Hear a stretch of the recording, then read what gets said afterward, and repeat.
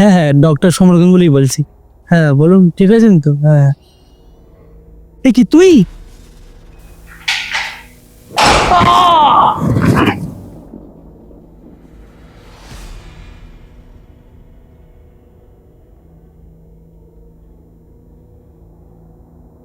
কে তুই? আর এই বিকেলবেলা আমাকে পুকুর পাড়ে ডাকলি কেন? আর আমার বন্ধুর খুনের ব্যাপারে কি জানিস বললি? চলো বল।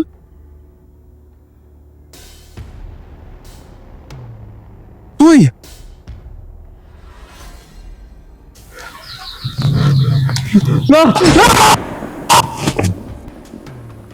না না, দেখেন ভালো করে কে খুন করলো, কেন খুন করলো। কে কে ওখানে?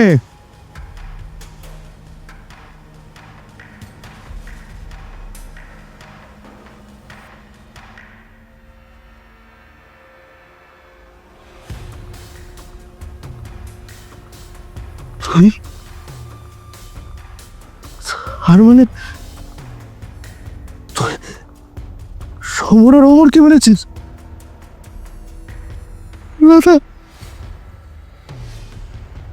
আমায় ক্ষমা করে দে রাধা, আমাকে আমাকে মারিস না রাধা।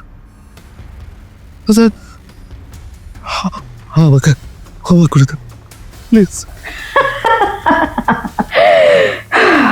ক্ষমা? তোর মতন শয়তানকে ক্ষমা করব আমি? কোনোদিন না। এর আগে তোর 2 বন্ধুকে মেরেছি, আজ তোর পালা।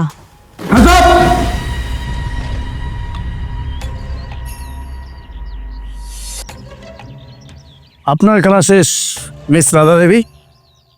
এবার বাকি খেলাটা আমরা আপনাকে দেখাবো থানায় নিয়ে গিয়ে। নিজেকে খুব চালাক মনে করেছিলেন, তাই না? বলুন, কেন খুন করলেন এই শহরের সব থেকে বড় ডাক্তার সমর গাঙ্গুলিকে? তারপর এই শহরের সব থেকে নাম করা উকিল অমর গাঙ্গুলিকে। আর এখন আপনি খুন করতে যাচ্ছিলেন এই শহরের সব থেকে বড় ব্যবসাদার রজত বোসকে। বলুন কেন, বলুন। কি হলো? চুপ করে আছিস কেন? বল, কেন খুন করেছিস? তাহলে এমন মারবো না, এই মুখ দিয়ে চিরকালের মতন কথা বেরোবে না। হ্যাঁ হ্যাঁ, আমি খুন করেছিলাম। ওই জানোয়ার ডাক্তারটাকে সবার আগে খুন করেছিলাম, তারপর ওই অমানুষ উকিলটাকে। আর আজ এই জানোয়ার রজত বোসকে আমি। কেন কেন বল। শুনবেন?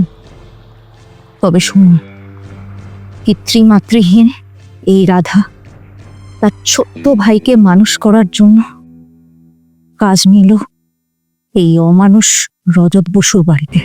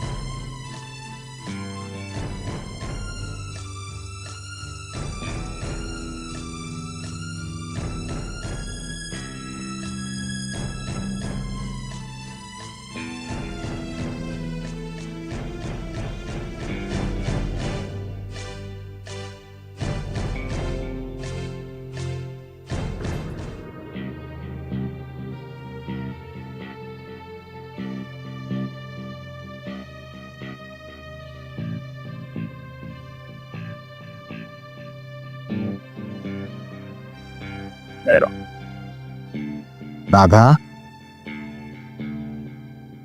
রাধা, একবার এদিকে আয়। হ্যাঁ বাবু, বলুন। বলছি আমাকে একটু চা খাওয়া না? চা? উমা, এই তো আপনাকে চা দিলাম, দিয়ে ঘর মুছতে বসলাম, আবার চা খাবেন? আসলে তুই যেমন মিষ্টি, তোর হাতের বানানো সব কিছু সেরকম মিষ্টি। এখন আমায় আর কি খাওয়াবি বল? খুব চাই খাওয়া। কি বাবু, আপনিও না যা রসিকতা করেন। দাঁড়ান, চা বানিয়ে আনছি।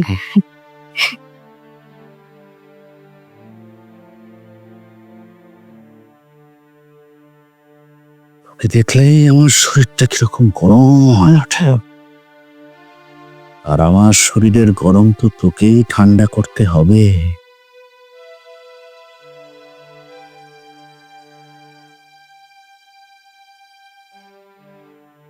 বাবু, এই আপনার চা। চায়ের সাথে টাটা দিবি না? বাবু, আপনি কি করছেন? হাতটা ছাড়ুন। এ তুই এমন রেগে যাচ্ছিস কেন? আরে আমি তোকে অনেক টাকা দেব, সেই টাকা দিয়ে তোর ভাইকে ভালো করে পড়াশোনা করাতে পারবি। তুই অনেক ভালো ভালো পোশাক কিনতে পারবি।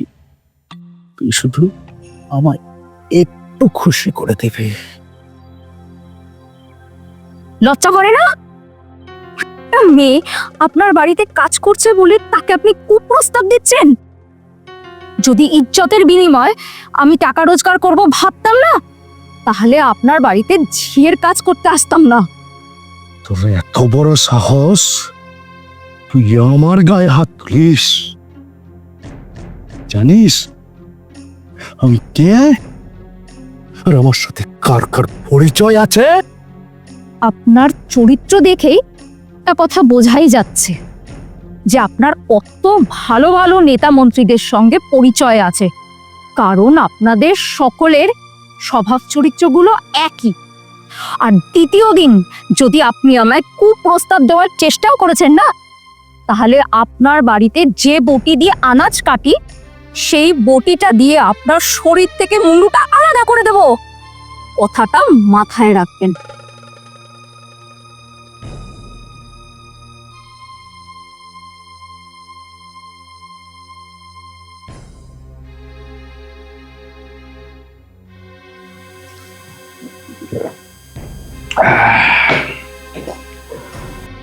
রজত বাবু, বেরার জন্য আপনার কাছে আসা মানে ওই মেহফিলে বসা, সেটা হবে তো? হ্যাঁ রজত বাবু, আপনি কিন্তু কথা দিয়েছিলেন, যার জন্য আপনার বাড়িতে বসা। তো কোথায় আজ রাতে সেই বুলবুলি? এত অধৈর্য হচ্ছেন কেন? বুলবুলি যখন আসবে তখন খাঁচার দরজাটা বন্ধ করে দিয়ে যা করার করতে হবে। সেদিনে চরের দাগটা আজও আমার গালে লেগে আছে। আর সেই জন্যই তো আজকে আমি আপনাদেরকে ডেকেছি। হাজার হোক, আমি তো আপনাদেরকে বন্ধু বলেই ভাবি। এতে ভাবার কি আছে? আমরা তো বন্ধু। বন্ধু না হলে কেউ কি নিজের বাড়ির বুলবুলিকে সবার হাতে তুলে দেয়?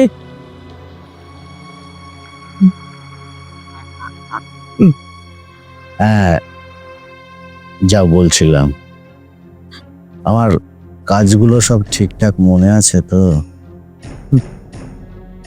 আপনি কোনো চিন্তা করবেন না রজত বাবু, আমি আপনাকে কথা দিয়েছি, আপনি আপনার বেআইনি সব ব্যবসা ফুল দমে চালিয়ে যান, বুঝলেন?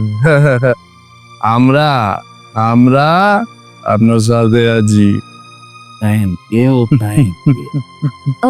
বাবু, বলছি রাতের ডিনারটা রেডি করে রেখেছি, আপনি সময় মতন খেয়ে নেবেন। আমি আসছি তাহলে। আরে আরে তাড়াহুড়ো কিসের বুলবুলি? হ্যাঁ, একটু আসো, তাদের সাথে একটু বসো, একটু গল্প করি তোমার সাথে। হ্যাঁ, শুনুন, অন্যায়ভাবে আমার হাত ধরলে তার পরিণতি কি হয় সেটা আপনার বন্ধুকেই জিজ্ঞাসা করে নিন। যাই বললে কি যাওয়া যায় সুন্দরী? তোমার এত সুন্দর রূপ, যৌবন, এগুলো কার জন্য জমিয়ে রেখেছো মায়েরি? তোমার এই রূপসাগরে আজকে সবাই মিলে একটু চলো সাঁতার কাটি। তোর এতে খুব জোর গো। তোর সব জ্বর মেটাবে, চল এই চলে চল।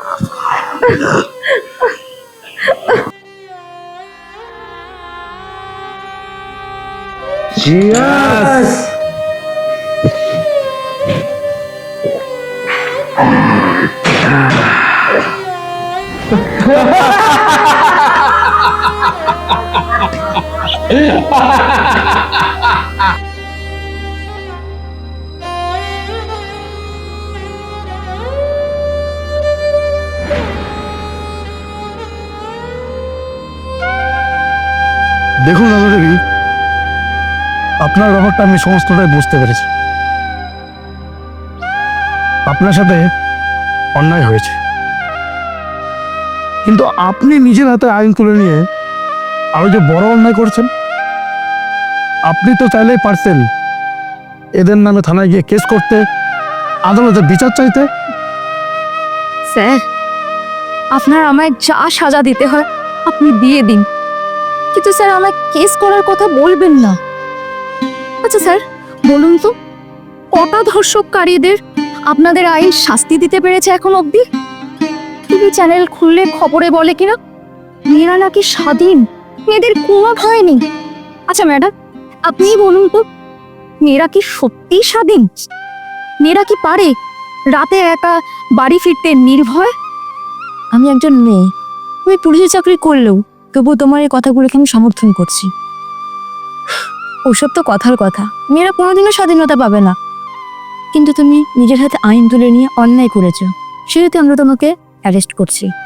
তবে আমি একটা মেয়ে হয়ে তোমাকে কথা দিচ্ছি, তোমার সাজাটা যতটা কমানো যায় আমি চেষ্টা করব। আপনি একদম ঠিক কথা বলেছেন নীলা ম্যাডাম। আমিও আপনার সাথে সহযোগিতা করব যাতে এই মেয়েটির সাজা কমানো যায়।